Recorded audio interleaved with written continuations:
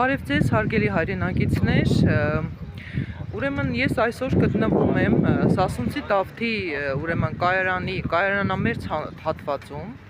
կոնկրետ շուկայի հատվածում եմ գտնվում, սիրելիներս։ Քիչ առաջ ուրեմն ես մտա շուկա, ուսումնասիրելու, թե ինչ պայմաններով են աշխատում մեր ուրեմն այն քաղաքացիները եւ հատկապես կանայք, ովքեր այստեղ առևտուր են անում։ Եվ բնականաբար կարող եմ փաստել, որ ցավոք այս ձմռան ցրտին ոչ մի ջեռուցում չի գործում եւ այդ կանայք սրտալով այդտեղ առևտուր են անում։ Միևնույն ժամանակ հետաքրքրվեցի, որ իրենցից ամսական մոտավորապես 8000 դրամի չափով ուրեմն գումար են վերցնում, որպեսզի իրենք այդտեղ իրավունք ունենան առևտուր անելու, պահեստի համար, որպեսզի իրենց ուրեմն կարողանան սնունդ մթերքը պահել, ամսական մոտավորապես 50000 ուրեմն գումար են վերցնում եւ այդ ամենը ամփոփելով ասում եմ հետեւյալը, սիրելիներս,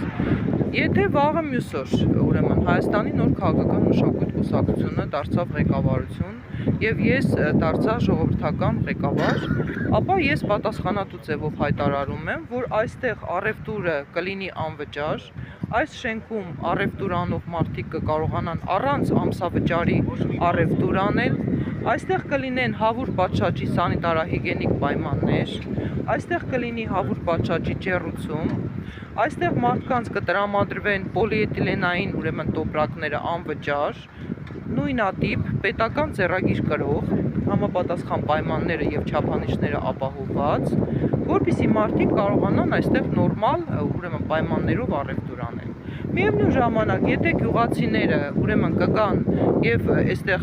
իրենց գյուղայական ապրանքը կցանկանան ուրեմն վաճառել, ապա կլինի պետության կողմից համապատասխան ուրեմն մարմին, որը կզբաղվի այդ գյուղմթերքի մթերմամբ։ Եթե գյուղացիները կցանկանան, որ իրենք անձամբ կան այստեղ կանգնեն եւ իրենց ապրանքը վաճառեն, բարի։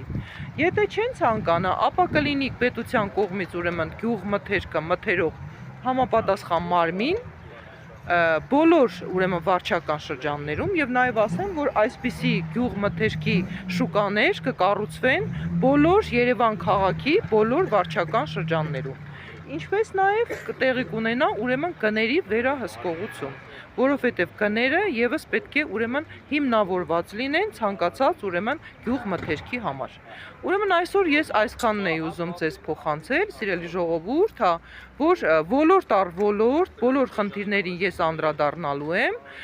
եւ այսօր որոշեցի կոնկրետ անդրադառնալ այս խնդրին։ Շնորհակալ եմ ուշադրության համար։